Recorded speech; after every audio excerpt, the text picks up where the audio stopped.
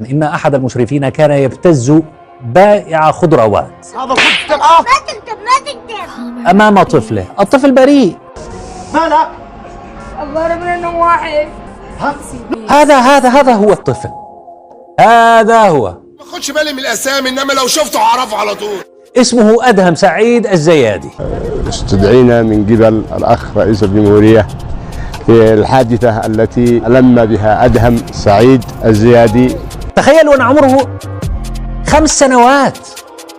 أمسكه المشرف رماه وكأنه يرمي دجاجة. تم استدعاء الذي كانوا مشاركين معه في الواقعة لا يعنوا للمؤسسة الأمنية بأي صلة، وأن هذا العمل لا يشرفنا كأمنيين وليسوا المشرف وإنما هم يتعاونون مع مكتب الأشغال بالأجر اليومي. والله لا يبلغ وزنه 15 كيلو. انت مال امك انت مالك وانت مال شكلك وانت مال اهلك، انت مالك انت.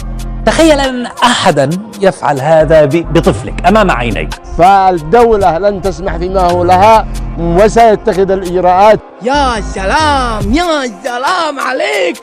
بسجنه وفصله من وظيفته ومن منصبه. اطردنه أشر طرده، بهدلنه تمام. أشر ما عندك من الطرد اطرده. اسمي طاهر محمد صالح القيهي. ما هو عمرك؟ موظف في مكتب الأشغال. عسكري شوف، هذه أوراق التحقيق حق المجرم الذي نجده. طبعا الطفل أصيب، لاحظتم كيف ارتطم رأسه بالأرض، أصيب بأضرار في الرأس علي الطلاق كذاب والظهر، وأركض في المستشفى. وهذا التصرف ليس أخلاقنا ولا من مبادئنا ولا من قيم المسيرة ولا من أخلاقها ولا من مبادئها. تم اليوم استدعاء من قبل سيادة الرئيس المشير مهدي المشاط، ووصلنا لعنده للمجلس وقام بإحضار الجاني واعتذر من الطفل وأجلسه عند قدميه. جلس بالوسط مدعوس.